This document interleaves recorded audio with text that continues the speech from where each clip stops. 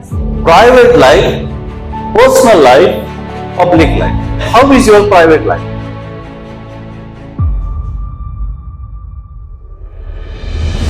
ಮನುಷ್ಯನ ಮಾರ್ಗಗಳು ಯೆಹೋವನಿಗೆ ಕಾಣುತ್ತಲೇ ಇವೆ. ದೇವರು ಮಾತ್ರ ನೋಡುವಂತ ಒಂದು ಲೈಫ್ ಇದೆ. ಅದು ಯಾವ ಲೈಫ್? ಪ್ರೈವೇಟ್ ಲೈಫ್, ವೈಯಕ್ತಿಕ ಜೀವಿತ.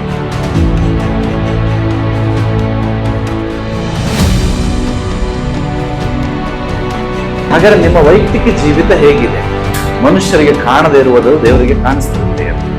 ದೇವರು ನನ್ನನ್ನು ನೋಡುವಾಗ, ನನ್ನ ಹಾರ್ಟ್ ಅನ್ನು ನೋಡುವಾಗ ಅದು ಹೆಂಗೆ ಕಾಣಿಸ್ತದೆ ದೇವರು?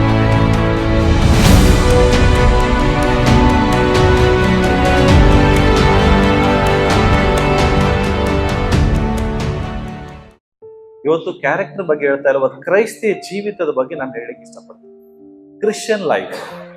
ಓಕೆ, ಸೊ ಕ್ರಿಶ್ಚಿಯನ್ ಲೈಫ್ ಅನ್ನುವಾಗ 3 ರೀತಿಯಾದ ಜೀವಿತ ಇದೆ ಕ್ರಿಶ್ಚಿಯನ್ ಲೈಫ್ ಅಲ್ಲಿ. ಎಷ್ಟು? ಕ್ರಿಶ್ಚಿಯನ್ ಲೈಫ್ ಅಲ್ಲಿ 3 ಲೈಫ್ ಇದೆ. ಅಂದ್ರೆ 3 ಒಂದೇ ಜೀವಿತ, ಬಟ್ 3 ರೀತಿಯಲ್ಲಿ ನಾವು ಜೀವಿಸ್ತೇವೆ.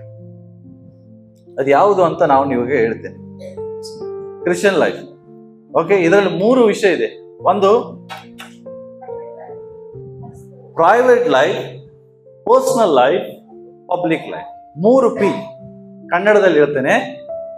ಪ್ರೈವೇಟ್ ಲೈಫ್ ಅಂದ್ರೆ ವೈಯಕ್ತಿಕ ಜೀವಿತ. ವೈಯಕ್ತಿಕ ಅಂದ್ರೆ ಒಬ್ಬರೇ ವೈಯಕ್ತಿಕ ಲೈಫ್. ಪರ್ಸನಲ್ ಲೈಫ್ ಅಂತ ಹೇಳಿದ್ರೆ ಅದು ಕೂಡ ವೈಯಕ್ತಿಕನೇ, ಬಟ್ ಇದು ಪ್ರೈವೇಟ್ ಲೈಫ್ ಅಂದ್ರೆ ನೀನು ದೇವರ ಮಧ್ಯದಲ್ಲಿರುವ ಜೀವಿತ. ಪ್ರೈವೇಟ್ ಲೈಫ್ ಅಂದ್ರೆ ದೇವರು ಮಾತ್ರ ನೋಡುವಂತ ಒಂದು ಜೀವಿತ. Only that god seize. ದೇವರು ನೋಡುವಂತ ಲೈಫ್, ಅದಕ್ಕೆ ಪ್ರೈವೇಟ್ ಲೈಫ್ ಅಂತ ಹೇಳ್ಬೋದು, ಇನ್ನರ್ ಲೈಫ್ ಅಂತ ಕೂಡ ಕರಿಬಹುದು. ಇನ್ನರ್ ಲೈಫ್ ಅಂದ್ರೆ ಒಳಗಡೆ ಜೀವಿತ, ಕೇವಲ ದೇವರು ನೋಡುವಂತ. ಪರ್ಸನಲ್ ಲೈಫ್ ಅಂದ್ರೆ ಕೇವಲ ನಿನ್ನ ಕುಟುಂಬಸ್ಥರು ನೋಡುವಂತ ಜೀವಿತ. ಯಾರು ನೋಡೋದು? ಹಲೋ, ಯಾರು ಹೇಳುದು? ಪರ್ಸನಲ್ ಲೈಫ್ ಅಂದ್ರೆ ಯಾರು ನೋಡ್ತಾರೆ? ಕೇವಲ ನಿನ್ನ ಕುಟುಂಬಸ್ಥರು, ನಿನ್ನ ಗಂಡ ಹೆಂಡತಿಯನ್ನು ನೋಡೋದು, ಹೆಂಡತಿ ಗಂಡ ನೋಡೋದು, ಮಕ್ಕಳು ಅಪ್ಪ ಅಮ್ಮ ನೋಡುವಂಥದ್ದು, ಅವರಷ್ಟೇ ವಾಚ್ ಮಾಡುವಂಥದ್ದು ಪರ್ಸನಲ್ ಲೈಫ್. ಪಬ್ಲಿಕ್ ಲೈಫ್ ಅಂದ್ರೆ ಎಲ್ಲಾ ಜನರು ನೋಡುವಂತ ಜೀವಿತ. ಎಷ್ಟು ಲೈಫ್ ಇದೆ ನಮಗೆ? 3 ರೀತಿಯಾದ ಜೀವಿತವನ್ನ ಜೀವಿಸ್ತೇವೆ. ಒಂದೇದು ಯಾವುದು? ಎಲ್ಲರೂ ಹೇಳ್ಬೋದಾ? ಎಲ್ಲರೂ ಹೇಳ್ತೀರಾ? ಓಕೆ, ಎಲ್ಲರೂ ಹೇಳ್ರಿ. 1 ಒಟ್ಟಿಗೆ ಹೇಳೋಣ. 1 2 3. Second public life. Okay, so ಒಂದೊಂದಾಗಿ ಇವತ್ತು ನಾವು ನೋಡ್ಲಿಕ್ಕಿದ್ದೇವೆ.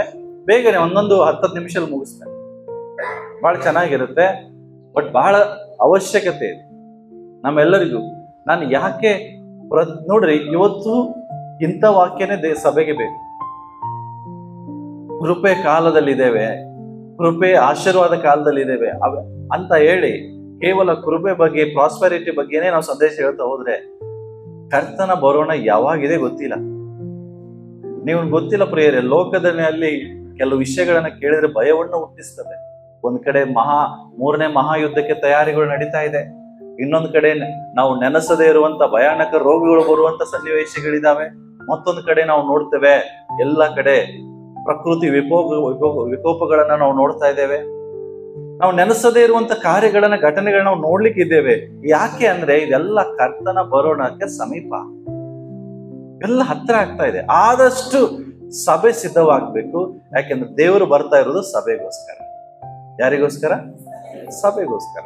ಓಕೆ, ಸೊ ಫಸ್ಟ್ ನಾವು ನೋಡೋಣ. ಹೇಳ್ರಿ, ಪ್ರೈವೇಟ್ ಲೈಫ್ ಯಾವುದು? ಪ್ರೈವೇಟ್ ಲೈಫ್ ದಟ್ ಓನ್ಲಿ ಯಾರು ನೋಡ್ತಾರೆ? ಯಾರು ನೋಡ್ತಾರೆ? God seize. ದೇವರು ಮಾತ್ರ ನೋಡುವಂಥದ್ದು. ಹೇಳ್ರಿ, ಎಲ್ಲರೂ ಹೇಳ್ರಿ. ಯಾವುದು? ದೇವರು ಮಾತ್ರ ನೋಡುವಂತ ಜೀವಿತ ಯಾವುದು? Private life. ದೇವರು ಮಾತ್ರ ನೋಡ್ತಾನೆ. ಯಾಕೆ ನಾನು ನೋಡ್ತಾ ಇದ್ದೇನೆ? ನನ್ನ ಪ್ರಶ್ನೆ, how is your private life? ಈಗ ನಮ್ಮ ಪ್ರೈವೇಟ್ ಲೈಫಿಗೆ ಹೇಗಿದೆ? ದೇವರು ಮಾತ್ರ ನೋಡುವಂತ ಒಂದು ಜೀವಿತ, ಅದು ನಮ್ಮ ಒಳ ಜೀವಿತ, ವೈಯಕ್ತಿಕ ಜೀವಿತ. ನನ್ನ ಪ್ರಶ್ನೆ, ಹಾಗಾದ್ರೆ ನಿಮ್ಮ ವೈಯಕ್ತಿಕ ಜೀವಿತ ಹೇಗಿದೆ? ದೇವರು ಮಾತ್ರ ನೋಡುವಂತ ಒಂದು ಲೈಫ್ ಇದೆ. ಅದು ಯಾವ್ದು ಲೈಫು? ಪ್ರೈವೇಟ್ ಲೈಫ್, ವೈಯಕ್ತಿಕ ಜೀವಿತ. ಅದು ನಾವು ಹೆಂಗೆ ಜೀವಿಸ್ತಾ ಇದ್ದೇವೆ? ನಿನ್ನೆ ನಾವೆಲ್ಲ ಓದುವಾಗ ದೇವರು ಮಾತನಾಡಿದಂತ ವಿಷಯಗಳು. ಜ್ಞಾನೋಕ್ತಿ ಪುಸ್ತಕದಲ್ಲಿ 10ನೇ ಅಧ್ಯಾಯ 3ನೇ ವಚನ ಹೇಳ್ತದೆ. ಏನಿದೆ? ಹಾ ಹೇಳ್ರಿ, ಓದ್ರಿ. ಬೈಬಲ್ ಹೇಳ್ತದೆ ದೇವರ ದೃಷ್ಟಿ ಎಲ್ಲೆಲ್ಲಿಯೂ ಇರ್ತದೆ. ನೀವು ಅನ್ಕೊಂಡಿರ್ಬೋದು ಯಾರು ನನ್ನ ನೋಡುವುದಿಲ್ಲ ಅಂತ, ಬಟ್ ನಿಮಗೆ ಗೊತ್ತಿಲ್ಲ, ಆತನ ದೃಷ್ಟಿ ಎಲ್ಲಾ ಕಡೆ ಇದೆ. ನೀನು ವೈಯಕ್ತಿಕವಾಗಿ ಇದ್ದಾಗ, ನೀನ್ 4 ಗೋಡೆ ಮಧ್ಯದಲ್ಲಿ ಇದ್ದಾಗ, ಕಾರ್ಗತ್ತಲೆಯಲ್ಲಿ ಇದ್ದಾಗ, ಯಾರು ನೋಡದೇ ಇರುವಾಗಲೂ ಕರ್ತನ ಮನೋನೇತ್ರಗಳು ನಿನ್ನ ನೋಡ್ತಿರ್ತವೆ. ಅವನು ಕೆಟ್ಟವರನ್ನು ನೋಡ್ತಾರೆ, ದೇವರು ಯಾರನ್ನು ನೋಡ್ತಾರೆ? ಹಲೋ, ಒಳ್ಳೆಯವರನ್ನು ನೋಡ್ತಾರೆ. ನೀವ್ ಹೇಳ್ರಿ, how is your private life? ನೀವು ಒಬ್ಬರೇ ಇದ್ದಾಗ ನಿಮ್ ಜೀವಿತ ಹೆಂಗಿದೆ? ನಿಮ್ಮ ಕುಟುಂಬಸ್ಥರು ನಿಮ್ಮನ್ನು ನೋಡ್ತಾ ಇಲ್ಲ, ಸಭೆ ಜನ ನಿಮ್ಮನ್ನು ನೋಡ್ತಾ ಇಲ್ಲ, ಲೋಕದ ಜನ ನಿಮ್ಮನ್ನು ನೋಡ್ತಾ ಇಲ್ಲ, ಒಬ್ಬಂಟಿಗರಾಗಿದ್ದೀರಿ. ಆಗ ನಿಮ್ಮ ಪ್ರೈವೇಟ್ ಲೈಫ್ ಹೆಂಗಿದೆ? ಕರ್ತನ ನೋಡ್ತಿರ್ತಾನೆ. ದೇವ್ರು ಮಾತ್ರ ನೋಡುವಂತ ಒಂದು ಲೈಫ್ ಇದು. ಇದನ್ನ ನಾವ್ ಹೆಂಗೆ ಜೀವಿಸ್ತೇವೆ? ಮತ್ತೊಂದು ಜ್ಞಾನೋಕ್ತಿ ಪುಸ್ತಕ ಹೇಳ್ತದೆ, ಮನುಷ್ಯನ ಮಾರ್ಗಗಳು ಯೆಹೋವನಿಗೆ ಕಾಣುತ್ತಲೇ ಇವೆ. ನಿಮಗ್ ಅನಿಸಿರ್ಬೋದು ಯಾರು ನನ್ನ ನೋಡ್ತಾ ಇಲ್ಲ ಅಂತ, ಬಟ್ ಬೈಬಲ್ ಹೇಳ್ತದೆ ಮನುಷ್ಯನ ಮಾರ್ಗಗಳು ಯೆಹೋವನಿಗೆ ಕಾಣುತ್ತಲೇ ಇವೆ. ಎವ್ರಿ ಡೇ ಅವನ ನಡತೆನೆಲ್ಲ ಯೇಸುವೆ ದೇವರು ಪರೀಕ್ಷಿಸ್ತಾ ಇದ್ದಾನೆ. ನಿಮ್ಗೆ ಗೊತ್ತಾ? ನಡತೆ ಅಂದ್ರೆ ನೀವು ಮಾಡು ಬರೀ ಕೆಲಸ ಅಷ್ಟೇ ಅಲ್ಲ, ನಿನ್ನ ಆಲೋಚನೆಯನ್ನು ಸಹ ದೇವರು ಪರೀಕ್ಷಿಸ್ತಾ ಇರ್ತಾನೆ. ನಿನ್ನ ಹೃದಯದ ಬಯಕೆಗಳನ್ನು ದೇವರು ಪರೀಕ್ಷಿಸ್ತಿರ್ತಾನೆ. ನೀನು ಒಬ್ಬನೇ ಇದ್ದಾಗ ಏನು ಆಲೋಚನೆ ಮಾಡ್ತೀನಿ, ದೇವರು ಅದನ್ನು ಪರೀಕ್ಷಿಸ್ತಿರ್ತಾನೆ. ಪ್ರೈವೇಟ್ ಲೈಫ್ ಯಾರಿಗೂ ಕಾಣದೇ ಇರುವುದನ್ನು ದೇವರಿಗೆ ಕಾಣಿಸ್ತದೆ. ನೀನು ಒಬ್ಬಂಟಿಗನಾಗಿರುವಾಗ ನಿನ್ನ ಕೃತ್ಯಗಳಲ್ಲಿ ಏನು ಮಾಡದೇ ಇರ್ಬೋದು, ಬಟ್ ನಿನ್ನ ಆಲೋಚನೆಯಲ್ಲಿ ಕೂಡ ನೀನು ಏನ್ ಮಾಡ್ತೀಯ ಅನ್ನೋದು ದೇವರು ಪರೀಕ್ಷಿಸ್ತಾನೆ. ಮನುಷ್ಯರಿಗೆ ಕಾಣದೇ ಇರುವುದು ದೇವರಿಗೆ ಕಾಣಿಸ್ತಿರುತ್ತೆ. ನನ್ನ ಪ್ರಶ್ನೆ ಏನಂದ್ರೆ,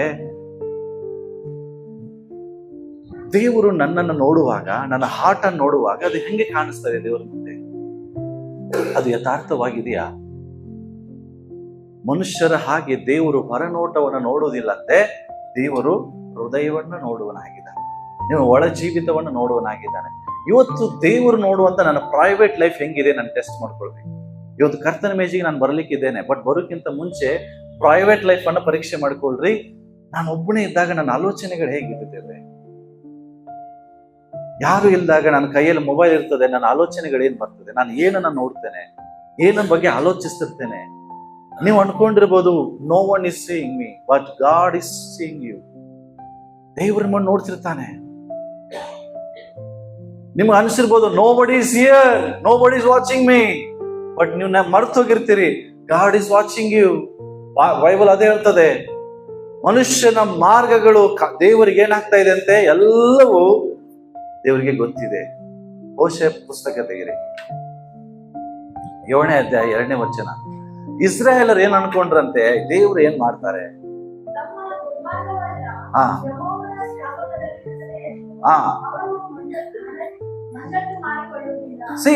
ಬಹಳ ಜನರಿಗೆ ಗೊತ್ತಾಗುದಿಲ್ಲಂತೆ ನಮ್ಮ ಮಾರ್ಗಗಳು ದೇವರಿಗೆ ಗೊತ್ತಿದೆ ಅಂತ.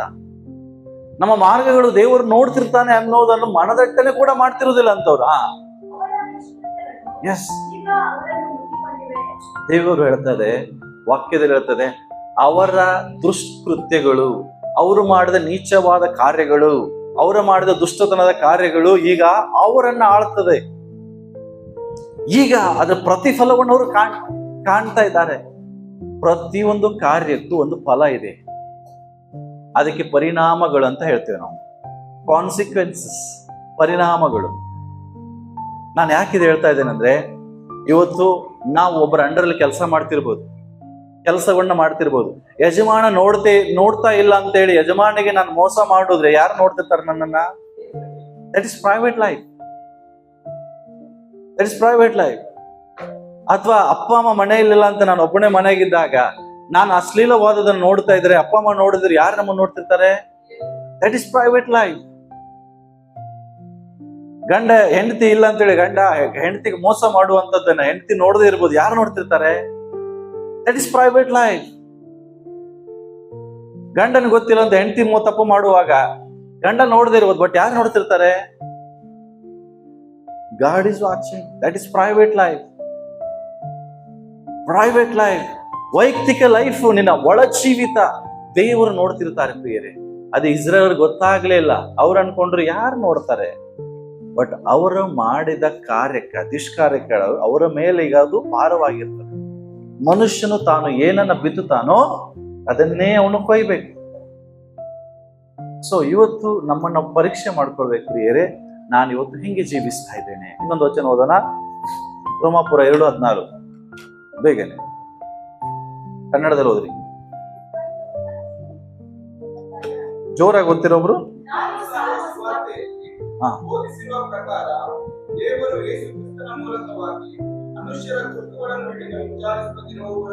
ಬೈಬಲ್ ಹೇಳ್ತದೆ the day surely will come. ಒಂದು ದಿನ ಬಂದೇ ಬರ್ತದಂತೆ. ಯಾವ ದಿನ ಅಂತ ಹೇಳಿದ್ರೆ the god will judge every one secret life. Secret life, ಪ್ರತಿಯೊಬ್ಬ ಮನುಷ್ಯನ ಗುಟ್ಟುಗಳಿಗೆ ಇದೆಯಲ್ಲ, ಗುಟ್ಟುಗಳನ್ನ ದೇವರು ನ್ಯಾಯ ವಿಚಾರಣೆ ಮಾಡುವ ದಿನ ಬರ್ತದಂತೆ. ಗುಟ್ಟುಗಳಂದ್ರೆ ಏನು? Secret life. ಯಾರು ನೋಡದೆ ಇರುವಾಗ ನಾನು ಮಾಡ್ತಾ ಇರುವಂತ ಸೀಕ್ರೆಟ್ ಲೈಫ್. ನೀನು ಯಾರ ನೋಡದೆ ಇರುವಾಗಲೂ ಒಳ್ಳೆ ಕೆಲಸ ಮಾಡುವಾಗ ದೇವರು ಅದಕ್ಕೆ ಒಳ್ಳೆ ಪ್ರತಿಫಲವನ್ನ ಕೊಡ್ತಾರೆ. ನೀನು ಯಾರು ನೋಡದೆ ಇರುವಾಗ ಕೆಟ್ಟ ಕೆಲಸ ಮಾಡಿದ್ರೆ ಅದಕ್ಕೆ ದಂಡನೆಯನ್ನು ದೇವರು ಕೊಡ್ತಾರೆ. ಪ್ರಿಯರೇ, ನಾನು ಒಂದು ಹೇಳ್ತೇನೆ, ಯೇಸುವನ್ನ ನಂಬಿಯೂ ನಾವು ರಕ್ಷಣೆಯನ್ನ ಕಳ್ಕೊಳ್ಬಾರ್ದು. ಯೇಸುವನ್ನ ನಂಬಿಯೂ ನಾವು ನರಕದ ಕಡೆಗೆ ಹೋಗ್ಬಾರ್ದು. ಎಷ್ಟು ಭಯಾನಕ ಗೊತ್ತಾ ಇದು? ಸ್ವಾಮಿ ಸ್ವಾಮಿ ಅಣ್ಣವರೆಲ್ಲ ದೇವರಾಜ್ಯಕ್ಕೆ ಹೋಗುದಿಲ್ಲ. ತಂದೆ ಚಿತ್ತದ ಪ್ರಕಾರ ಜೀವಿಸೋರು, ತಂದೆ ಹೇಳಿದ್ದನ್ನ ಮಾಡೋರು, ದೇವರ ಮಾರ್ಗದಲ್ಲಿ ನಡೆಯೋರು, ಇತರಿಗೆ ಮಾದರಿಯಾಗಿರೋರು. ಅದೇ ಪ್ರಕಾರ ಯಾರು ಇಲ್ಲದೆ ಇರುವಾಗ ರಹಸ್ಯವಾದ ಜೀವಿತದಲ್ಲಿ ದೇವರನ್ನ ಮಹಿಮೆ ಪಡಿಸೋರು. ನೀನು ಒಬ್ಬನೇ ಇರುವಾಗ, ನೀನು ಒಬ್ಬಂಟಿಗೆ ನಾಗಿರುವಾಗ ನಿನ್ನ ರಿಲೇಶನ್ಶಿಪ್ ದೇವರೊಟ್ಟಿಗೆ ಸಂಬಂಧ ಜಾಸ್ತಿ ಆಗಬೇಕೆ ಹೊರತು ಅದು ದೂರ ಆಗ್ಬಾರ್ದು. ನೋಡ್ರಿ, ಬೈಬಲ್ ಅಲ್ಲಿ ಯೋಸೆಫ ರಹಸ್ಯವಾದ ಜೀವಿತ ಹೆಂಗಿತ್ತು? ಹೋಲಿ ಲೈಫ್, ಪರಿಶುದ್ಧವಾಗಿತ್ತು. ಅವನು ಯಾರು ನೋಡ್ಲೇ ಇಲ್ಲ. ನೋಡು, ಪೋಟಿಫರ್ ನೋಡ್ತಾ ಇಲ್ಲ, ಓಕೆ, ಯೋಸೆಫನ ಅಪ್ಪ ಅಮ್ಮ ನೋಡ್ತಾ ಇಲ್ಲ, ಅಣ್ಣಂದ್ರು ನೋಡ್ತಾ ಇಲ್ಲ, ಯಾರು ನೋಡ್ತಾ ಇಲ್ಲ. ಮಜಾ ಮಾಡ್ಬೋದಾಗಿತ್ತು, ಬಟ್ ಅವನ್ ಗೊತ್ತಿತ್ತು ನನ್ನ ದೇವರು ನೋಡ್ತಾ ಇಲ್ಲ. ನಾನು ಹೇಳೋದೇನ್ ಗೊತ್ತಾ, ದೇವ್ರ ವಚನದಲ್ಲಿ ರಟ್ಟುಗಳು, ಅವರ ಏನಂತೆ ಗುಟ್ಟುಗಳು ದೇವ್ರು ರಟ್ಟು ಮಾಡ್ತಾನೆ, ಬಯಲಿಗೆ ದೇವ್ರು ತಗೊಂಡ್ಬರ್ತಾನ. ಏನ್ ಗೊತ್ತಾ, 4 ಗೋಡೆ ಮಧ್ಯದಲ್ಲಿ ರಹಸ್ಯವಾಗಿ ಮಾಡಿದಂತ ಕಾರ್ಯಗಳನ್ನ ದೇವರು ಬಯಲಿಗೆ ತಗೊಂಡ್ಬರ್ತಾನಂತ. CCTV ಒಳಗೆ ದೊಡ್ಡ ಪಿಕ್ಚರೇ ಬಂದ್ಬಿಡ್ತದೆ. ಏನ್ ಮಾಡ್ತೀವಿ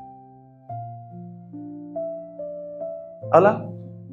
ಯಾರು ನೋಡದೇ ಇರುವಾಗ ನಾವು ಮಾಡಿದ ಎಲ್ಲ ಮುಂದೆ ಬಂದ್ಬಿಡ್ತದಂತೆ. ಏನಾಗ್ತದ ಅವಾಗ ಹೇಳ್ರಿ? ನಮ್ಮ ಅಣ್ಣ ಅವಾಗ ನಮ್ಮ ಪಕ್ಕದಲ್ಲಿ ಕುತ್ಕೊಂಡ್ರೆ ನಮ್ಮ ಬಗ್ಗೆ ಏನ್ ಆಲೋಚಿಸ್ಬೋದು? ಇವನು ಹಿಂಗಿದ್ನಾ, ಇವಳು ಹಂಗ ಅನ್ಸುದಿಲ್ಲ? ಈಗ ಒಂದ್ ವೇಳೆ ಇಲ್ಲೇ ದೇವ್ರ ಸಭೆಯಲ್ಲೇ ನಮ್ಮೆಲ್ಲರದು ವೈಯಕ್ತಿಕ ಸೀಕ್ರೆಟ್ ಲೈಫ್ ಇಲ್ಲಿ ಪ್ರೊಜೆಕ್ಟರ್ ಹಾಕ್ಬಿಟ್ರೆ ಹೆಂಗಾಗುದು? ನಮ್ಗೆ ಮುಖ ತೋರ್ಸಕ್ ಆಗುದು? ನಮಗೆ ಒಬ್ಬರದು ಒಬ್ರಿಗೊಬ್ರು ಮುಖ ತೋರ್ಸಕ್ ಆಗ್ತದ? ನೋ, ಓಡೋಗ್ಬಿಡ್ತೇವೆ ನಾವು. ಈ ಕಾರ್ಯ ಅವಾಗ ಆಗ್ತದೆ. ಬರೀ ಸಭೆಯವ್ರು ನೋಡುದಿಲ್ಲ, ಅವಾಗ ಇಡೀ ಲೋಕದವ್ರು ನೋಡ್ತಾರೆ. ಬೈಬಲ್ ಬರ್ದು, ನಾನು ಹೇಳ್ತಾ ಇಲ್ಲ. One day surely will come, God is going to judge everyone's secret life. Secret life. That is called private life. ಇದು ನಮ್ದು ಹೆಂಗಿದೆ? ನನ್ನ ರಿಲೇಶನ್ಶಿಪ್ ದೇವರೊಟ್ಟಿಗೆ ಹೆಂಗೆ ಆಗ್ತದೆ? ನಾನು ಒಬ್ಬಂಟಿಗೆನಾಗಿರುವಾಗ ನಾನು ದೇವರಿಗೆ ಹತ್ತಿರ ಆಗ್ತಾ ಇದ್ದೇನಾ? ಅದಕ್ಕೆ ದೇವರ ವಚನದಲ್ಲಿ ಇರ್ತದೆ, ನೀನು ಪ್ರಾರ್ಥನೆ ಮಾಡುವ ಹಾಗೆಲ್ಲ ನೀನು ಏಕಾಂತ ಕೋಣೆ ಒಳಗಡೆ ಹೋಗಿ ಬಾಗಿಲುಗಳನ್ನು ಮುಚ್ಚಿಕೊಂಡು ಅಂತರಂಗದಲ್ಲಿರುವ ನಿನ್ನ ದೇವರನ್ನ ಪ್ರಾರ್ಥನೆ ಮಾಡು. ಅಂದ್ರೆ ಸೀಕ್ರೆಟ್. ದೇವರು ಸೀಕ್ರೆಟ್ ಲೈಫ್ ಅನ್ನೇ ನೋಡ್ತಿರ್ತಾನೆ, ಸೀಕ್ರೆಟ್ ಆಗೇ ಇರ್ತಾನೆ. ಅಂತರಂಗದಲ್ಲಿ ದೇವರಿಗೆ ಪ್ರಾರ್ಥನೆ ಮಾಡು. ಡೋರ್ ಮುಚ್ಕೊಂಡು ಮೊಬೈಲ್ ನೋಡು ಅನ್ಲಿಲ್ಲ. ಏನ್ ಮಾಡ್ಬೇಕಂತೆ? ಪ್ರೈವೇಟ್ ಲೈಫಲ್ಲಿ ಏನ್ ಮಾಡ್ಬೇಕಂತೆ? ಪ್ರಾರ್ಥಿಸ್ಬೇಕಂತೆ. ಬಟ್ ನಮ್ಮ ಪ್ರೈವೇಟ್ ಲೈಫಲ್ಲಿ ಪ್ರಾರ್ಥನೆಗಿಂತ ಹೆಚ್ಚು ಏನಿರ್ತದೆ? ಮೋಜು ಮಸ್ತಿ ಜಾಸ್ತಿ ಇರ್ತದಲ್ಲ. ನಾನು ಹೇಳುದು ನಿಜ ಅಲ್ಲ? ಒಪ್ಕೋತೀರಾ? ಪ್ರೈವೇಟ್ ಲೈಫಲ್ಲಿ ಮೋಜು ಮಸ್ತಿ ಜಾಸ್ತಿ ಇರ್ತದ, ಪ್ರಾರ್ಥನೆ ಜಾಸ್ತಿ ಇರ್ತದ? ಮೋಜು ಮಸ್ತಿ. ನಿಮಗೇನ್ ಅನಿಸ್ತದೆ? ಯಾರು ನೋಡ್ತಾ ಇಲ್ಲಲ್ಲ. ನಾಳೆ ಒಂದ್ ದಿವ್ಸ 10 ಪ್ರೇಯರ್ ಮಾಡ್ರೆ ಏನ್ ಲೈಸೆನ್ಸು ಗ್ರೇಸ್ ಅನ್ನೋದು? ನೀ ಯಾವಾಗ ಬೇಕಾದ ಮಾಡು ನಡೀತದ ಅನ್ಲಿಕ್ಕೆ? No, it's not a licence. ನಾನು ಇದು ಯಾಕೆ ಹೇಳ್ತದೆ ಅಂದ್ರೆ, ಎಲ್ಲ ವಚನಗಳು ಓದುವಾಗ ನಮ್ಮ ರೋಮಗಳು ಎದ್ದೇಳ್ತದೆ ಪ್ರಿಯರೇ. ಯಾಕೆ ಅಂದ್ರೆ ನಾವು ಇನ್ನು ಎಷ್ಟು ಪರಿಶುದ್ಧ ಆಗ್ಬೇಕು ಸ್ವಾಮಿ, ಹಾಗಾದ್ರೆ ಇನ್ನು ಹೆಂಗೆ ಜೀವಿಸಬೇಕು? ಈ ವಚನ ಮತ್ತೆ ಹೇಳ್ತು, ಪರಿಶುದ್ಧನಿದೆ ಇನ್ನೂ ಪರಿಶುದ್ಧನಾಗು ಅಂತ ಹೇಳ್ತು. ಮತ್ತೆ ಪರಿಶುದ್ಧನ ಎಲ್ಲಿವರೆಗೂ? ಕ್ರಿಸ್ತನ ಹಾಗೆ ಆಗುವವರೆಗೂ. ಎಂತೆ? ಕ್ರಿಸ್ತನ ಹಾಗೆ ಆಗುವವರೆಗೂ ನಿನ್ನನ್ನು ಪರಿಶುದ್ಧಗೊಳಿಸು. ಯಾವಾಗ ನೀನು ಕ್ರಿಸ್ತನ ಹಾಗೆ ಆಗ್ತೀಯೋ ಆಗ ದೇವರು ಬರೋಣ ಬರ್ತಾನೆ. ಕ್ರಿಸ್ತನ ಹಾಗೆ ಆಗೋ ತನಕ ಪರಿಶುದ್ಧನಾಗು ಅಂತ ಹೇಳ್ತಾರೆ. ಇಷ್ಟು ಪರಿಶುದ್ಧತೆಯನ್ನು ದೇವರು ಬಯಸ್ತಾ ಇರ್ತೀವಿ. ಎವ್ರಿ ಡೇ ನಮ್ಮ ಕ್ಯಾರೆಕ್ಟರ್ ಬದಲಾಗ್ತಿರ್ಬೇಕು. ಕ್ಯಾರೆಕ್ಟರ್ ಕಣ್ಣಿಗೆ ಕಾಣೋದಿಲ್ಲ ರೀ. ಕಣ್ಣಿಗೆ ಕಾಣ್ತದ ಕ್ಯಾರೆಕ್ಟರು? ನೋ, ಕಣ್ಣಿಗೆ ಕಾಣೋದಿಲ್ಲ ಕ್ಯಾರೆಕ್ಟರ್. ಆದ್ರೆ ಫಿಸಿಕಲ್ ಎಲ್ಲ ಕಣ್ಣಿಗೆ ಕಾಣ್ತದೆ. ಇವತ್ತು ದೇವರು ಹೊರ ತೋರಿಕೆ ನೋಡುದಿಲ್ಲ. ಇವತ್ತು ಹೆಂಗಾಗಿದೆ ಅಂದ್ರೆ ಎಲ್ಲರೂ ಮಾತ್ ಚಂದ ಆಡ್ತಾರೆ ಅಂದ್ರೆ ಮಾತಲ್ಲಿ ಹೋಲಿ ಇದೆ, ಆ ಲೈಫ್ ಹೋಲಿ ಇಲ್ಲ. ಜನರ ಮುಂದೆ ಬಹಳ ಪಬ್ಲಿಕ್ ಲೈಫ್ ಅಲ್ಲಿ ಬಹಳಷ್ಟು ಹೋಲಿ, ಪ್ರೈವೇಟ್ ಲೈಫ್ ಅಲ್ಲಿ ಹೋಲಿ ಇಲ್ಲ. ಇದು ಬಹಳ ದುಃಖಕರವಾದ ವಿಷಯ. ಸೊ ಇನ್ನೊಂದು ವಚನ ಓದೋಣ, ಡ್ಯಾನಿಯಲ್ 2:22 ಓದ್ರಿ. ಅದು ಕನ್ನಡದಾಗಿಂದ ಇಂಗ್ಲಿಷ್ ವಾಕ್ಯ ಚೆನ್ನಾಗಿತ್ತು, ಅದಕ್ಕೆ ಇಂಗ್ಲಿಷ್ ಅಲ್ಲಿ ಬರ್ತಿದ್ದೇನೆ, ಕನ್ನಡದಲ್ಲಿ ಓದ್ರಿ. ಡ್ಯಾನಿಯಲ್ 2:22. ಇನ್ನೊಂದ್ಸರಿ ಗಟ್ಟಿಯಾಗಿ ಯಾರು ಪುರುಷರು ಓದ್ತೀರಾ?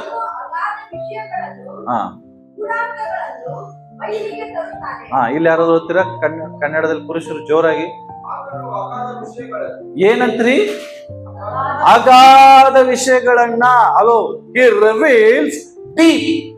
ಅಗಾಧ ಅಂದ್ರೆ ಆಳವಾದ ವಿಷಯಗಳು. Next secret things. God is going to reveal every deep and secret things. ನೀನು ಆಳವಾಗಿ ಮಾಡಿದಂತ ಕಾರ್ಯಗಳು, ಆಮೇಲೆ ಅಲೋ ಕತ್ತಲೆಯಲ್ಲಿ ಸಹ ನೀ ಏನ್ ಮಾಡ್ತಿದ್ದೆ ಇವ್ರಿಗೆ ಗೊತ್ತಿದೆ ಅಂತ. ಕರೆಂಟ್ ಹೋದಾಗ ಅದು ಯಾರು ನೋಡದೇ ಇರ್ಬೋದು. ಯಾರು ನೋಡ್ತಿರ್ತಾರೆ?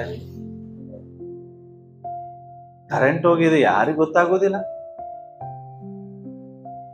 ಕಣ್ಣು ಮುಚ್ಚಿ ಬೆಕ್ಕು ಹಾಲು ಕುಡ್ದಂಗೆ ಇರ್ತದೆ ನಮ್ಮ ಪರಿಸ್ಥಿತಿ ಅಲ್ಲ? ನಮ್ಮ ಪರಿಸ್ಥಿತಿ ಹೆಂಗೆ? ಕಣ್ಣು ಮುಚ್ಚಿದಾಗ ಅದಕ್ಕೆಲ್ಲ ಕತ್ಲೆ ಅನಿಸ್ತದೆ, ಅದು ಹಾಲು ಕುಡಿಯಕ್ಕೆ ಸ್ಟಾರ್ಟ್ ಮಾಡ್ತದೆ. ಅಂದ್ರೆ ಕತ್ಲೆ ಇದೆ ಅಂತ ತಿಳ್ಕೊಂತದು. ನಾವು ಹಂಗೆ ಒಂದ್ಸರಿ ಕರೆಂಟ್ ಹೋದಾಗ, ಕಾರ್ಗತ್ತಲಾದಾಗ ಯಾರು ನೋಡಲ್ಲ, ನಾವು ತಿಳ್ಕೊಂಡಿರ್ತೇವೆ. ದೇವ್ರ ವಚನ ಹೇಳ್ತದೆ, ಕಾರ್ಗತ್ತಲೆಯಲ್ಲಿಯೂ ಆತ ನಿಮ್ಮನ್ನು ನೋಡ್ತಾನೆ. ಆತನಿಗೆ ಯಾವ ಬೆಳಕು ಅವಶ್ಯಕತೆ ಇಲ್ಲ ಪ್ರಿಯರೇ, ಯಾಕೆಂದ್ರೆ ಆತನೇ ಬೆಳಕಾಗಿದ್ದಾನೆ. ಎಂತ ಕಾರ್ಗತ್ತಲೆಯಲ್ಲಿ ನಡೆಯುವಂತ ವಿಚಾರಗಳು ಸಹ ದೇವರಿಗೆ ಗೊತ್ತಾಗ್ತದೆ. ಸೊ ಅದಕ್ಕೋಸ್ಕರ ಸೀರಿಯಸ್ ತಗೊಳ್ರಿ ದೇವರ ವಾಕ್ಯ. ಪ್ರತಿದಿನ ಪ್ರತಿ ಭಾನುವಾರ ನಿಮ್ಮನ್ನ ಇಲ್ಲಿ ಸಭೆಗೆ ಬಂದಾಗ ದೇವರ ವಾಕ್ಯ ನಿಮ್ಮನ್ನ ಶೇಪ್ ಮಾಡ್ತಾ ಇದೆ, ಹರಿತಗೊಳಿಸ್ತದೆ ನಿಮ್ಮನ್ನ. ನೋಡ್ರಿ, ಮಕ್ಕಳು ಪೆನ್ಸಿಲ್ ಅಲ್ಲಿ ಬರೆದು ಅದು ಮಂಡಾಕಂತೆ. ಮಂಡಾದಾಗ ಅದೇನ್ ಮಾಡ್ತಾರೆ ಅವ್ರು? ಮತ್ತೆ ಬರಿಬೇಕಾದ್ರೆ ಶಾರ್ಪ್ನರ್ ಹಾಕಿ ಏನ್ ಮಾಡ್ತಾರೆ? ಶಾರ್ಪ್ ಮಾಡ್ತಾರೆ. ಯಾಕೆ? ಮತ್ತೆ ಅದು ಬರೀಲಿಕ್ಕೆ ಯೋಗ್ಯವಾಗ. ಸೇಮ್ ಸಭೆಗೆ ಬಂದಾಗ ನಿಮ್ಮನ್ನ ಶಾರ್ಪ್ನರ್ ಹಾಕಿ ಶೇಪ್ ಮಾಡೋದೇ ವಾಕ್ಯ. ಯಾಕೆ? ಬೈಬಲ್ ಹೇಳ್ತದೆ, ದೈವ ಪ್ರೇರಿತವಾದ ಪ್ರತಿಯೊಂದು ವಾಕ್ಯವು ಉಪದೇಶಕ್ಕೂ ಖಂಡನೆಗೂ ತಿದ್ದುಪಾಟಿಗೂ ಹೋಲಿಕೆ ಆಗಿದೆ. ನಿಮ್ಮನ್ನ ತಿದ್ದಬೇಕು, ನಿಮ್ಮನ್ನ ಖಂಡಿಸಬೇಕು, ನಿಮ್ಮನ್ನ ಸರಿಪಡಿಸುವುದೇ ದೇವರ ವಾಕ್ಯದ ಕೆಲಸ. ಬರೇ ಮಾಲಿಶ್ ಮಾಡಿ ಬೆಣ್ಣೆ ಹಚ್ಚಿ ಕಳ್ಸಿದ್ರೆ ಏನಾಗೋದು ಹೇಳ್ರಿ? ಆಲ್ರೆಡಿ ಒಳಗಡೆ ಹುಳ ಇದೆ, ಮತ್ತೆ ನಾವು ಶೇಪ್ ಮಾಡಿ ಕಳ್ಸಿದ್ರೆ ಏನಾಗೋದು? ಟೊಮ್ಯಾಟೊ ಒಳಗಡೆ ಹುಳ ಇದೆ, ನಾವಿಲ್ಲಿ ಬಂದು ಮತ್ತೆ ನಿಮಗೆ ತೊಳೆದು ಶೇಪ್ ಮಾಡಿ ಕಳಿಸ್ತಾ ಇದೆ. ಹೊರಗಡೆ ಚಂದ ಇದೆ, ಒಳಗಡೆ ಏನಾಗ್ತಾ ಇದೆ? ಟೊಮೆಟೊ ವಾವ್ ಎಷ್ಟು ಚಂದಿದೆ ಅಂತ ಕಟ್ ಮಾಡ್ತೀರಿ, ಪೂರಾ ಹುಳ ಒಳಗೆ. ಹಂಗೆ ನಮ್ಮ ಪರಿಸ್ಥಿತಿ. ಹೊರಗೆಲ್ಲ ಚಂದ ಇದೇವಿ, ಅದ್ರ ಒಳಗಡೆ ಹುಳಗಳು ಹಂಗೆ ತಿಂತಾನೆ ಇದಾವೆ. ಆದ್ರೆ ಸಭೆಗೆ ಬಂದಾಗ ಹುಳ ತೆಗೆಯುವುದೇ ನಮ್ ಕೆಲಸ. ನಿಮ್ಮ ಒಳಗಡೆ ಹುಳ ತೆಗೆದಾಗ ನಿಮ್ಮ ಹೊರಗಡೆ ಎಷ್ಟು ಅಂದ ಆಗಿದ್ರು ಒಳಗಡೆ ಅಷ್ಟೇ ಅಂದವಾಗಿರುತ್ತೆ. ಹುಳ ತೆಗೆದೇ ಇರುವ ಕೆಲವು ಸಭೆಗಳಿದಾವೆ, ಅಲ್ಲಿ ಹೋಗಿರ್ಬೇಕಾರೆ ಹುಳ ತೆಗೆದಿಲ್ಲ ಅವ್ರು, ಬರೇ ಮೇಲ್ ಪಾಲಿಶ್ ಮಾಡ್ತಿರ್ತಾರೆ, ನಿಮ್ಮನ್ನ ಮಸಾಜ್ ಮಾಡ್ತಿರ್ತಾರೆ, ಬಹಳ ಚಂದ ಚಂದ. ನೀವು ವಾವ್, ಇವತ್ತು ಎಂತ ಪ್ರವಾದನೆ ಆಯ್ತಲ್ಲ ನನ್ನ ಜೀವಿತದಲ್ಲಿ. ಒಳಗಡೆ ಹುಳ ಯಾರು ಹೇಳೋದೇ ಇಲ್ಲ. ಆದ್ರೆ ಇಲ್ಲಿ ಇದು ಕುಂಬಾರನ ಮನೆ ಅಂತ ಯಾಕೆ ಅರಿಕೆ ಮಾಡಿದೀವಿ ಅಂದ್ರೆ, ಇಲ್ಲಿ ದೇವರು ಮಾತನಾಡ್ತಾರೆ. ದೇವರು ನಿಮ್ಮ ಒಳಗಡೆ ಇರೋ ಹುಳ ಯಾವ್ದಂತ ದೇವರು ತೋರಿಸಿಕೊಡ್ತಾರೆ. ಅರ್ಥ ಆಗ್ತದೆ? ಸೊ ಅದಕ್ಕೋಸ್ಕರ private life is very important.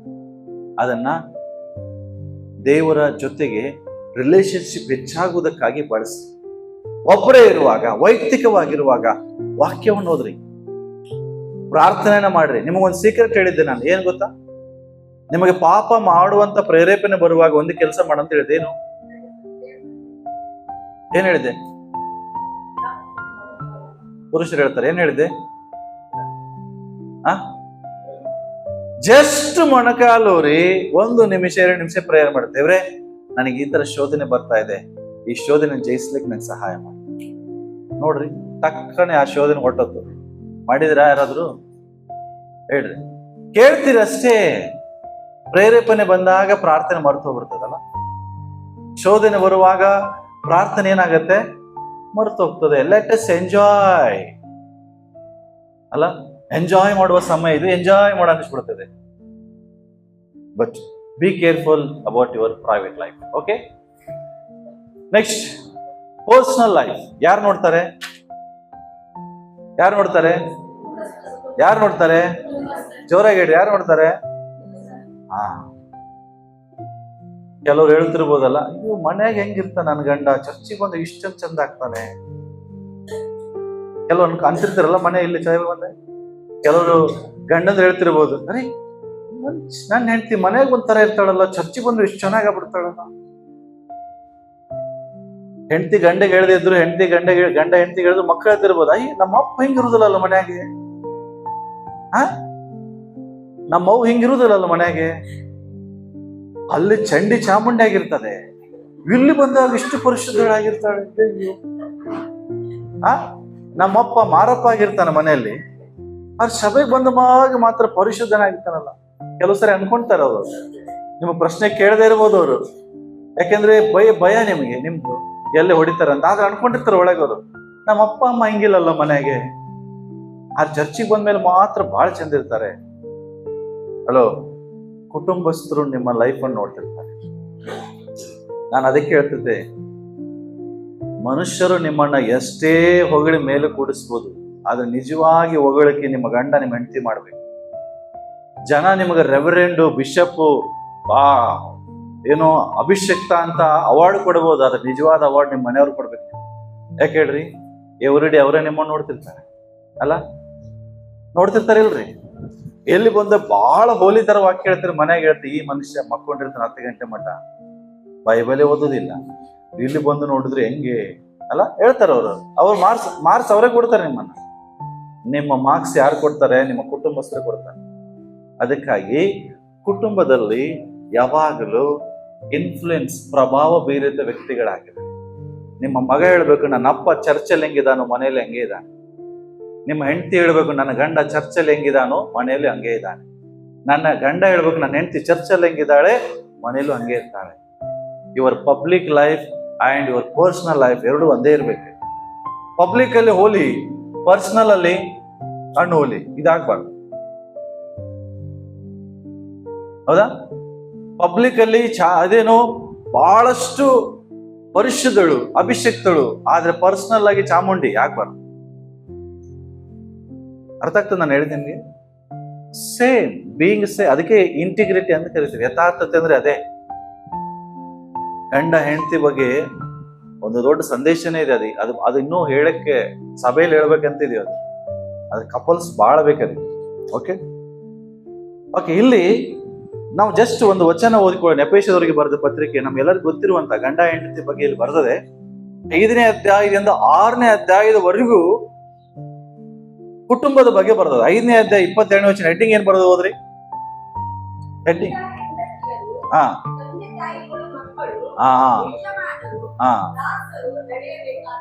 C 5ನೇ ಅಧ್ಯಾಯ 22ನೇ ವಚನ ಹೆಡ್ಡಿಂಗ್ ಹೇಳ್ತದೆ, ತಂದೆ ತಾಯಿಗಳು ಗಂಡ ಹೆಂಡತಿಯರು, ಮಕ್ಕಳು, ಕುಟುಂಬಸ್ಥರು, ದಾಸರು ಎಲ್ಲರೂ ನಡೆಯಬೇಕಾದ ರೀತಿ ಹೆಂಗಿದೆ ಅಂತ ಅದ್ರೊಳಗೆ ಬರ್ತದೆ. ಮನೆಗೆ ಹೋದ್ಮೇಲೆ ನೀಟಾಗಿ ಹೋದ್ರಿ. ಓಕೆ, ನಾನು ಜಸ್ಟ್ ಅದ್ರ ಒಳಗಡೆ ಇರ್ತೇನೆ. ಹಸ್ಬೆಂಡ್ ಬಗ್ಗೆ ಹೇಳ್ತೇನೆ ಜಸ್ಟ್. ಎಷ್ಟು ಜನ ಮದುವೆ ಆದಂತ ಹಸ್ಬೆಂಡ್ಸ್ ಇದೀರಿ ಇಲ್ಲಿ? ಕೇಳ್ತ್ರಿ ಮದುವೆ ಆದವ್ರು? ನೀವು ಕೈ ಎತ್ತಲಿ, ಇನ್ನೊಂದು ಮದುವೆ ಮಾಡಿಸ್ತೇನೆ ನಿಮ್ಗೆ ಬೇಕಾರೆ. ಅಂದ್ರೆ ಅರ್ಥ ಏನು, ನಿಮ್ಗೆ ಇನ್ನೊಂದು ಮದುವೆ ಆಗ್ಬೇಕಂತ ಮನಸ್ಸಿದೆ ಅಂತ? ಇಲ್ಲಲ್ಲ, ಒಂದೇ ಸಾಕ? ಅಯ್ಯೋ ಒಂದೇ ಸಾಕಾಗೋಗಿದ್ರಿ ಅಂತಾರ. ಒಂದನ್ನೇ ಮೇಂಟೈನ್ ಮಾಡಕ್ ಆಗುದಿಲ್ಲ. ಅಶೋಕರ್ದು ಹಂಗೆ ಹೇಳಿದ್ರ ಸಾಕ, ಒಂದೇ ರೀ. ಮದುವೆ ಆಗ್ಲಿಕ್ಕಿದ್ದವ್ರ ಕೈ ಐತ್ರಿ, ಅಂದ್ರೆ ಬ್ಯಾಚುಲರ್ಸ್ ಕೈ ಐತ್ರಿ. ಅಪ್ಪ ಮದುವೆ ಆಗೇ ಇಲ್ಲ ಅಂತವ್ರ ಕೈ ಐತ್ರಿ. ಅಂದ್ರೆ ಅರ್ಥ ನಿಮ್ದು ಆಗಿದೆನಾ? ಒಂದ್ಸರಿ ಹೇಳಿಲ್ವ ಯಾರಿಗೂ? ಹಂಗೆ ಯಾರು ಇದ್ದೀರಾ? ನೀವು ಕೈ ಎತ್ತಲಿಂದ್ರೆ ಅದೇ ಅರ್ಥ ಏನು? ಅಷ್ಟೇ ನಿಮ್ಗೆ ಗೊತ್ತಿಲ್ಲ, ಆಗೋಗಿದ್ ನಂದು. ಹಂಗೆ ಯಾರು ಇದ್ದೀರಾ? ಇಲ್ಲಲ್ಲ, ಹಾಗಾದ್ರೆ ಕೈ ಐತ್ರಿ. ಮದುವೆ ಆಗಿಲ್ಲ ಅನ್ನೋರ್ಗೆ. ಮದುವೆ ಆಗಿಲ್ಲ ನಂದು. ರಘುರ್ದು ಆಗಿದೆ? ಹಾ, ನಿಂದಾಗಿದೆ? ಆಗಿಲ್ಲಲ್ಲ, ಮುಂದೆ ಹಿಂಗಿರ್ಬೇಕು ನೋಡ್ರಿ. ಆದ್ಮೇಲೆ ಇಲ್ಲೇನಿದೆ? 23ನೇ ವಚನ ಹೇಳ್ತದೆ. ಏನ್ ಹೇಳ್ತದೆ 23ನೇ ವಚನ ಅಂದ್ರೆ, the husband is the head of the family. ಅವನೇನಾಗಿದ್ದಾನೆ? ಕುಟುಂಬದ ತಲೆಯಾಗಿದ್ದಾನೆ. ತಲೆ ಆಗಿದ್ದೀರಾ ನೀವು? ನಾನು ಹೆಂಡತಿ ತಲೆಗೆ ಬಿಡುದೇ ಇಲ್ರಿ ನಮ್ಮನ್ನ. ಏನ್ ಮಾಡೋದ್ರಿ? ನಾನ್ ತಲೆಗೆ ಹೋಗ್ತೇನೆ, ನನ್ನ ಹೆಂಡತಿ ಬಾಲ ಇಟ್ಬಿಡ್ತಾಳ. ಹಂಗೇನಿದೆಯಾ ಪರಿಸ್ಥಿತಿ?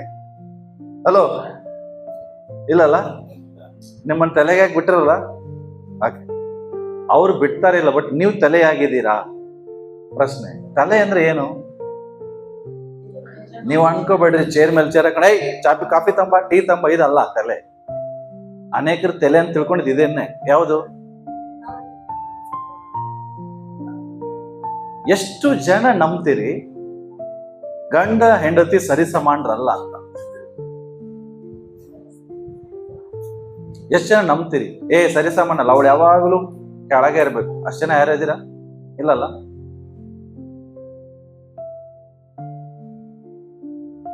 ಹೆಂಡತಿ ಅಂದ್ರೆ ಸರಿಸಮ. ಆದ್ರೆ ನಾವು ತಿಳ್ಕೊಳ್ಬೇಕಾಗಿದ್ದ ಅರ್ಥ ಏನು? ಹೆಂಡತಿ ಕಾಲಾಳಲ್ಲ, ಹೆಂಡತಿ ಆಳು ಅಲ್ಲ. ಬಟ್ ಏನು? ಅವಳು ಸಹಾಯಕಳು. ಏನು? ಸಹಾಯಕಳು. ಯಾರಿಗೆ? ಗಂಡನಿಗೆ. ಬಟ್ ಆಮೇಲೆ ಹೇಳ್ತೇನೆ. ಬಟ್ ಗಂಡನ ಬಗ್ಗೆ ಇಲ್ಲಿ ಕೆಲವು ವಿಷಯಗಳು ಬರ್ತದೆ. ತೆಗಿರಿ ಬೈಬಲ್. ಎಫೆಸದವರಿಗೆ ಬರೆದ ಪತ್ರಿಕೆ 5ನೇ ಅಧ್ಯಾಯ 23ನೇ ವಚನ ಓದ್ರಿ.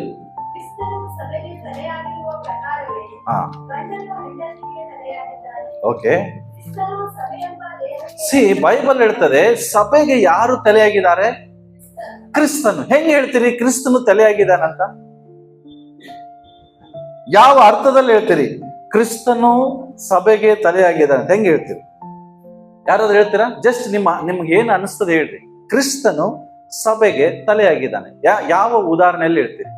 ಹೆಂಗ್ ಹೇಳ್ಬೋದು ಅವನು ತಲೆಯಾಗಿದ್ದಾನೆ ಅಂತ?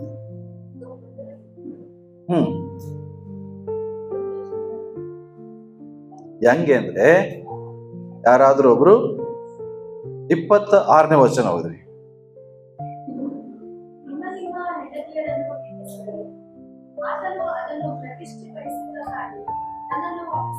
ಸಿ 26ನೇ ವಚನ ಎಲ್ಲಿಂದ ಸ್ಟಾರ್ಟ್ ಆಗ್ತಾನೆ? ಆತನು ಅದನ್ನ ಅಂದ್ರೆ ಯಾವ್ದನ್ನ? ಸಭೆ. ಕ್ರಿಸ್ತನು ಸಭೆಗೆ ತಲೆಯಾಗಿದ್ದಾನೆ ಅನ್ನೋದು ಹೆಂಗ್ ಹೇಳ್ತೀವಿ ಅಂದ್ರೆ, ಕ್ರಿಸ್ತನು ಸಭೆಯನ್ನ ಪ್ರತಿಷ್ಠೆ ಪಡಿಸುವುದಕ್ಕಾಗಿ ತನ್ನನ್ನ ಒಪ್ಪಿಸಿಕೊಟ್ಟ. ತಲೆ ಅರ್ಥ, ನೀನು ಯಜಮಾನನ ಅರ್ಥ ಏನ್ ಗೊತ್ತಾ? ನಿನ್ನ ಕುಟುಂಬಕ್ಕಾಗಿ ನೀನು ಪ್ರತಿಷ್ಠಿಸಲ್ಪಡಬೇಕು. ಎದಕ್ಕಾಗಿ ಪ್ರತಿಷ್ಠಿಸಲ್ಪಡಬೇಕು? ನಿನ್ನ ಫ್ಯಾಮಿಲಿ ಹೆಂಗಿರ್ಬೇಕು ನೋಡ್ರಿ, ಸಭೆ ಹೆಂಗಿರ್ಬೇಕಂತ ದೇವರು ಬಯಸಿದ ಅಂದ್ರೆ, ಅದನ್ನು ಅಂದ್ರೆ ಸಭೆಯನ್ನು ಕಳಂಕ, ಸುಕ್ಕು ಮುಂತಾದ ಒಂದೂ ಇಲ್ಲದ ಕಣ್ಣಿಕೆಯೋ ಎಂಬಂತೆ ಪರಿಶುದ್ಧವೂ ನಿರ್ದೋಷವೂ ಮಹಿಮೆ ಉಳ್ಳದ್ದು ಆಗಿರುವ ಸಭೆಯನ್ನಾಗಿ ತನ್ನೆದುರಿನಲ್ಲಿ ನಿಲ್ಲಿಸಿಕೊಳ್ಳಬೇಕೆಂದು ವಾಕ್ಯೋಪ ಸಹಿತವಾಗಿ ಜಲಸ್ನಾನವನ್ನ ಮಾಡಿಸಿ ಶುದ್ಧಿ ಮಾಡಿದನು. ಎದನ್ನ ಶುದ್ಧಿ ಮಾಡಿದ? ಯೇಸು ಸ್ವಾಮಿ ಸಭೆಯನ್ನ ಶುದ್ಧಿ ಮಾಡಿದ. ನಂಬ್ತೀರಾ? ಇವತ್ತು ದೇವರು ಹೇಳ್ತಾ ಇದ್ದಾರೆ, ಕ್ರಿಸ್ತನು ಹೇಗೆ ಸಭೆಗೆ ತಲೆಯಾಗಿದ್ದಾನೋ ಹಾಗೆ ಪುರುಷನು ಕುಟುಂಬಕ್ಕೆ ಏನಾಗಿದ್ದಾನೆ? ತಲೆ ಆಗಿದ್ದಾನೆ. ಆ ಅರ್ಥ ಏನು? ತಲೆ ಕೆಲಸ ಏನು? ಹಾಗಾದ್ರೆ ನಿನ್ನ ಫ್ಯಾಮಿಲಿ ಕಳಂಕವಿಲ್ಲದ ಫ್ಯಾಮಿಲಿ, ಸುಕ್ಕು ಇಲ್ಲದ ಫ್ಯಾಮಿಲಿ, ನಿರ್ದೋಷಿಯಾದ ಫ್ಯಾಮಿಲಿ ಆಗಿ ನಿಲ್ಲಿಸುವುದಕ್ಕಾಗಿ ನೀನು ಅದನ್ನ ಕಾಪಾಡಬೇಕು. ಅದು ತಲೆ. ಕರ್ತನು ತನ್ನನ್ನು ತಾನು ಪ್ರತಿಷ್ಠಿಸಿ ಅದನ್ನು ಶುದ್ಧಿ ಮಾಡಿಸಿ ನಿಲ್ಲಿಸಿದ. ಯಾಕೆಂದ್ರೆ ಆತನು ತಲೆ ಆಗಿದ್ದಾನೆ. ಇವತ್ತು ಪ್ರತಿಯೊಂದು ತಲೆಯ ಕೆಲಸ ಏನೋ? ನಿನ್ನ ಕುಟುಂಬ ಸುಕ್ಕು, ಕಳಂಕ, ನಿರ್ದೋಷಿಯಾಗಿ ಕರ್ತನ ಮುಂದೆ ಕಾಣಿಸಲ್ಪಡುವ ಹಾಗೆ ಅದನ್ನ ಮಾಡುವ ಜವಾಬ್ದಾರಿ ಯಾರ್ದು? ಹಸ್ಬೆಂಡ್ಸ್. ತಲೆ ಕೆಲಸ, ಗಂಡನ ಕೆಲಸ ನಾವು ಮಾಡ್ತಾ ಇದ್ದೇವಾ? ಅದಕ್ಕೆ ನಾನು ಹೇಳಿದೆ, husband is head of the family, but ನೀನು ಹಂಗಿದೀಯಾ ಅಂತ. ಕುಟುಂಬದ ಬಗ್ಗೆ ಕ್ಯಾರ್ ಇಲ್ಲ, ಕುಟುಂಬದ ಬಗ್ಗೆ ಯಾವುದೇ ರೀತಿಯಾದಂತ ಕಾಳಜಿ ಇಲ್ಲ. ಮಕ್ಕಳು ಏನ್ ಮಾಡ್ತಾ ಇದ್ರೆ ಗೊತ್ತಿಲ್ಲ, ಹೆಂಡತಿ ಏನ್ ಮಾಡ್ತಾ ಇದ್ದಾಳೆ ಗೊತ್ತಿಲ್ಲ. ಅದರ್ಥ you are not a good husband. ನಿಮಗೆ ಗೊತ್ತಾ, ಮೊದಲು ನಮ್ಮ ಲೈಫಲ್ಲಿ ದೇವರು, ನೆಕ್ಸ್ಟೇ ಫ್ಯಾಮಿಲಿ, ಆಮೇಲೆ ಮಿನಿಸ್ಟ್ರಿ. ನಾನು ಮಿನಿಸ್ಟ್ರಿಯನ್ನ ಕ್ರಾಸ್ ಮಾಡಿ ಕುಟುಂಬವನ್ನ ಓವರ್ಟೇಕ್ ಮಾಡಿ ಮಿನಿಸ್ಟ್ರಿ ಮಾಡಕ್ ಆಗಲ್ಲ.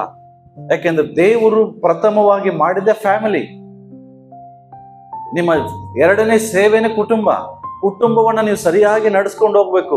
ನಿನ್ನ ಕುಟುಂಬ ಕರ್ತನ ಮುಂದೆ ಈ ರೀತಿಯಾಗಿ ಕಾಣಿಸಲ್ಪಡ್ಬೇಕು. ಹೆಂಗಂದ್ರೆ ಮಹಿಮೆ ಉಳ್ಳ ಕುಟುಂಬವಾಗಿ, ನಿರ್ದೋಷಿಯಾದ ಕುಟುಂಬವಾಗಿ. ಕಣ್ಣಿಕೆ ಅಂದ್ರೆ ಏನು? ಪರಿಶುದ್ಧ ಫ್ಯಾಮಿಲಿಯಾಗಿ ಕರ್ತನ ಮುಂದೆ ನಿಲ್ಲಿಸಲ್ಪಡಬೇಕು. ಅದಕ್ಕೋಸ್ಕರ ಕರ್ತನು ಒಂದು ಕುಟುಂಬದಲ್ಲಿ ಯಜಮಾನನ ಇಟ್ಟಿದ್ದಾನೆ. ನಿನ್ನ ಫ್ಯಾಮಿಲಿಯನ್ನು ಈ ರೀತಿಯಾಗಿ ಮಾಡಂತ. ಇದು ಪರ್ಸನಲ್ ಲೈಫ್. ಈ ರೀತಿಯಾಗಿ ನೀನು ಮಾಡುವಾಗ ನಿನ್ನ ತಂದೆ, ನಿನ್ನ ಹೆಂಡತಿ, ನಿನ್ನ ಮಕ್ಕಳು ನಿನ್ನ ಬಗ್ಗೆ ಸಾಕ್ಷಿ ಹೇಳ್ತಾರೆ. ನಮ್ ಡ್ಯಾಡಿ ಅಥವಾ ನನ್ನ ಗಂಡ ಮನೆಯಲ್ಲಿ ಹೆಂಗಿದಾನೋ ಹಾಗೆ ಸಭೆಯಲ್ಲಿ ಇದ್ದಾನೆ. ಆತನ ಏನ್ ಮಾತನಾಡ್ತಾನೋ ಅದೇ ರೀತಿ ನಡೀತಾನೆ. ಪರ್ಸನಲ್ ಲೈಫ್ ಫ್ಯಾಮಿಲಿ ಮೆಂಬರ್ಸ್ ನೋಡ್ತಿರ್ತಾರೆ, ಕುಟುಂಬಸ್ಥರು ನಮ್ಮನ್ನು ನೋಡ್ತಿರ್ತಾರೆ. ಅವ್ರ ಮುಂದೆ ನಾನು ಮಾಡೆಲ್ ಆಗಿರ್ಬೇಕು, ನನ್ನ ಮಕ್ಕಳಿಗೆ ಒಳ್ಳೆ ಪ್ರಭಾವ ಬೀರುವಂತ ವ್ಯಕ್ತಿ ಆಗ್ಬೇಕು. ನಾನು ಬೀರಿದ ಪ್ರಭಾವ ನನ್ನ ಮಕ್ಕಳನ್ನ ನಡೆಸ್ತದೆ ಮುಂದೆ. ಇವತ್ತು ನನ್ನ ಮಕ್ಕಳು ನಾನು ಮಾಡಿದ ತಪ್ಪನ್ನು ಅವ್ರು ನೋಡುವಾಗ ಆಟೋಮೆಟಿಕ್ ಅವ್ರು ತಪ್ಪು ಮಾಡ್ತಾರೆ. ಅಯ್ಯ ನಮ್ಮ ಅಪ್ಪನೇ ಮಾಡಿದಾನೆ, ಅದ್ರಾಗ ಏನಿದೆ ಅಂತ ಹೇಳ್ತಾರೆ. So be a model. ನಿಮ್ಮ ಫ್ಯಾಮಿಲಿ ಮೆಂಬರ್ಸ್ಗೆ ನೀವೇನಾಗಿರಿ? ಮಾದರಿ ಆಗಿರಿ. Okay, next wife. 22ನೇ ವಚನ. Wife must submit to her husband. ಹೆಂಡತಿ ಕೆಲಸ ಏನು? ತನ್ನ ಗಂಡನಿಗೆ. ಓದ್ರಿ 22ನೇ ವಚನ.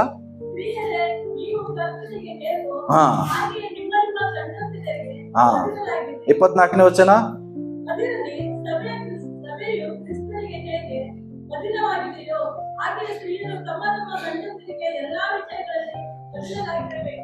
ಪ್ರಶ್ನೆ, ನೀವು ಎಲ್ಲಾ ವಿಷಯಗಳಲ್ಲಿ ಗಂಡನಿಗೆ ಅಧೀನರಾಗ್ತಾ ಇದ್ದೀರಾ?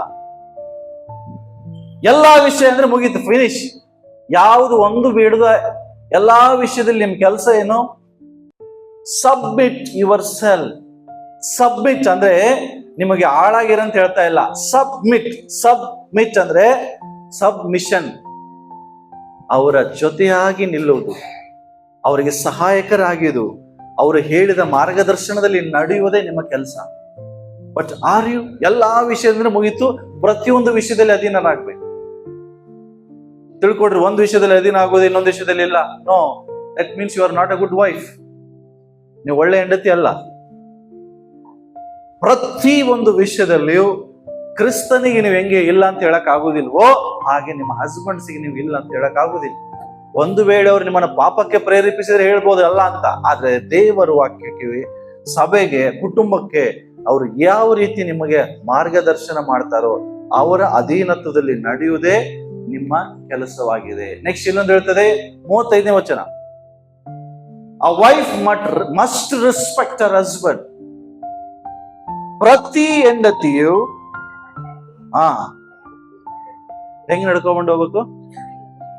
ಕನ್ನಡದಲ್ಲಿ ಭಯಭಕ್ತಿಯಿಂದ ನಡ್ಕೊಂಡು ಹೋಗ್ಬೇಕಂತೆ. ಬಹಳ ಚೆನ್ನಾಗಿ ಬರೆದ್ರೆ ಇಂಗ್ಲಿಷ್ ಅಲ್ಲಿ ರೆಸ್ಪೆಕ್ಟ್. ಅವನಿಗೆ ರೆಸ್ಪೆಕ್ಟ್ ಕೊಡ್ಬೇಕು, ಗೌರವಿಸ್ಬೇಕು. ಬರ, ಹೋಗ, ಎಲ್ಲಿದ್ಯಾ? ಕೆಲವರು ಮಾಡುದು ನೋಡಿದೀನಿ ನಾನು, ಅದಕ್ಕೆ ಹೇಳ್ತಾ ಇದ್ದೆ. ಗಂಡನಿಗೆ ಏನನಿಂದ ಯಾವ ಗೌರವ ಇದು? ಎಲ್ಲಿಂದ ಕಲ್ಸರ ಗೊತ್ತಿಲ್ಲ. ಹ ಹಂಗೇನ ಮಾತಾಡ್ತಾ ಬರೋದು ನಿಮಗೆ? ಎಲ್ಲಿದ್ದೀವಿ ಬಾಬಾ, ಅಡಿಗೆ ರೆಡಿ ಆಗಿದೆ.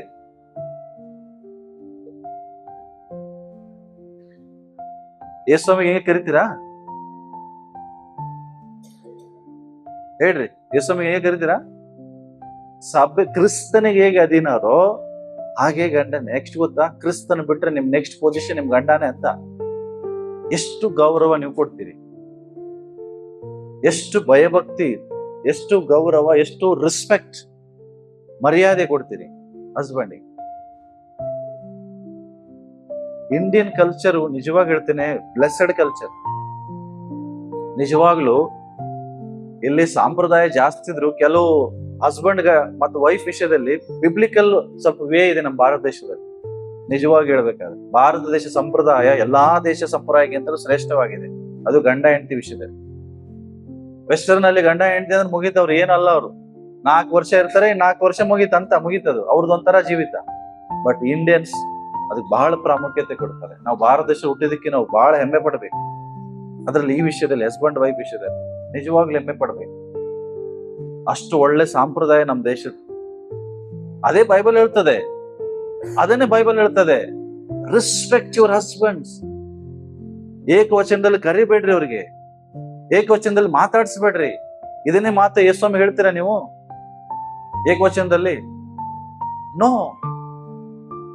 ಎಷ್ಟೋ ಸಾರಿ ನಮಗೇ ಗೊತ್ತಿಲ್ಲಂಗೆ ನಾವು ಅವ್ರನ್ನ ಅಗೌರವಿಸಿದ್ದೇವೆ. ನಾನು ಹೇಳ್ತೀನಿ, ನಿನ್ನ ಗಂಡ ದುಷ್ಟನಾದ್ರೂ ಅವನನ್ನು ಗೌರವಿಸುವುದನ್ನು ಕಲಿ. ನಿನಗೆ ಬರಬೇಕಾದ ಪ್ರತಿಫಲ ದೇವರು ನಿಮ್ಮ ಕೊಟ್ಟೆ ಕೊಡ್ತಾರೆ. ಎಂದಿಗೂ ಏಕವಚನದಿಂದ ಕರಿಬೇಡಿ, ಎಂದಿಗೂ ಕರಿಬೇಡಿ. ಎಂಥದೇ ಪರಿಸ್ಥಿತಿಗಳು ಬರಲಿ, ಸೈತಾನ್ ನಿಮ್ಮನ್ನ ವಂಚಿಸ್ಲಿಕ್ಕೆ ಆತರ ಕೆಲಸ ಮಾಡ್ತಾನೆ. ಅವ್ರು ಎಂಥವರೇ ಆಗಿರ್ಲಿ, ನಿನ್ ಡ್ಯೂಟಿ ಏನ್ ಗೊತ್ತಾ? ಗೌರವಿಸ್. ಅವನ ದುಷ್ಟನಾದ್ರೆ ದೇವರು ಅವನಿಗೆ ಪ್ರತಿಫಲ ಕೊಡ್ತಾನೆ. ಬಟ್ ನಿನ್ನ ಕೆಲಸ ಏನು? ಅವ್ರನ್ನ ಗೌರವಿಸ್ರಿ, ಅವ್ರನ್ನ ಪ್ರೀತಿಸ್ರಿ. ಅದೇ ಪ್ರಕಾರ ಮಕ್ಕಳು ತಂದೆ ತಾಯಿಗಳ ಮಾತನ್ನ ಕೇಳ್ರಿ. ಅದ್ರ ಬಗ್ಗೆ ನಾನು ಬಹಳ ವಿಶ್ಲೇಷಣೆ ಕೊಡ್ಲಿಕ್ಕೆ ಹೋಗಲ್ಲ, ಟೈಮ್ ಇಲ್ಲ ನನಗೆ. ನಿಮ್ಮ ಮಕ್ಕಳಿಗೆ ಒಂದ್ ಹೇಳುತ್ತೆ ಇಷ್ಟೇ, ಬೈಬಲ್ ಅಲ್ಲಿ ಒಂದೇ ಇದೆ, ಬಹಳ ಪೂರ್ಣ ಆಯುಷ್ಯ, ನಿಮಗೆ ಬಹಳ ಹೆಚ್ಚು ಕಾಲ ಬದುಕಬೇಕಾದ್ರೆ ಅಪ್ಪ ಅಮ್ಮನನ್ನ ಮಾತು ಕೇಳಿದ್ರೆ ಅವನ್ನ ಗೌರವಿಸಿ. ನಿಮಗೆ ಪೂರ್ಣ ಆಯುಷ್ಯ ಬೇಕಾದ್ರೆ ನಿಮ್ಮ ತಂದೆ ತಾಯಿಗಳನ್ನ ಗೌರವಿಸಿ, ಅವರ ಮಾತುಗಳನ್ನ ಕೇಳಿ. ಅವ್ರಿಗೆ ಹರ್ಟ್ ಮಾಡ್ಬೇಡ್ರಿ, ಅವ್ರನ್ನ ನೋಯಿಸ್ಬೇಡ್ರಿ. ಎಷ್ಟೋ ಮಕ್ಕಳು ಯೌವನ ಕಾಲಕ್ಕೆ ಬಂದಾಗ ವಯಸ್ಸಾದ ತಕ್ಷಣ ಅಪ್ಪ ಅಮ್ಮನಿಗೆ ವಿರೋಧವಾಗಿ ಮಾತಾಡ್ತಾರೆ. ಒಂಟಕ್ಷರದಲ್ಲಿ ಏಕವಚನದಲ್ಲಿ ಅವ್ರಿಗೆ ಮಾತಾಡಿಸ್ತಾರೆ, ಬೈತಾರೆ, ಹೊಡಿತಾರೆ. ಸತ್ಯವಾಗಿ ಹೇಳ್ತೇನೆ, ಇದುವರೆಗೂ ನನ್ನ ತಾಯಿಗೆ ನಾನು ಹಚ್ಚದೆ ಮಾತಾಡುದಿಲ್ಲ. ಈಗಲೂ ಸಹ ನಮ್ಮ ತಾಯಿಗೂ ಏಕವಚನದಲ್ಲಿ ಮಾತಾಡುದಿಲ್ಲ, ಹಚ್ಚಿ ಮಾತಾಡ್ತೇನೆ. ಬೇಕಾದ್ರೆ ನನ್ನ ವೈಫ್ ಸಾಕ್ಷಿದಾಕೆ ಏನ್ರಿ ಮಾ ಅಂತ ಕೇಳ್ತೇನೆ. ಇಲ್ಲಮ್ಮ, ಎಂದಿಗೂ ಒಂಟಕ್ಷರದಲ್ಲಿ ಮಾತಾಡಿಲ್ಲ. ಯಾಕೆಂದ್ರೆ ದೇವರು ವಚನ ಹೇಳ್ತದೆ, ಅವರನ್ನ ಗೌರವಿಸಿ. ಯಾಕೆ ನಾನು ಇದು ಹೇಳ್ತಾ ಇದ್ದೇನೆ? ದೇವರ ವಾಕ್ಯದಲ್ಲಿ ಪರ್ಸನಲ್ ಲೈಫ್ ಅಂದ್ರೆ ದೇವರು ನಮ್ಮನ್ನು ನೋಡ್ತಿರ್ತಾರೆ, ಜನ ನಮ್ಮನ್ನು ನೋಡ್ತಿರ್ತಾರೆ, ತಂದೆ ತಾಯಿಗಳು ನಮ್ಮನ್ನು ನೋಡ್ತಿರ್ತಾರೆ, ಹೆಂಡತಿ ಗಂಡ ನಮ್ಮನ್ನು ನೋಡ್ತಿರ್ತಾರೆ. ನಾವು ಹೆಂಗೆ ಇರಬೇಕು? ಮಾದರಿಯಾಗಿರ್ಬೇಕು. ಓಕೆ.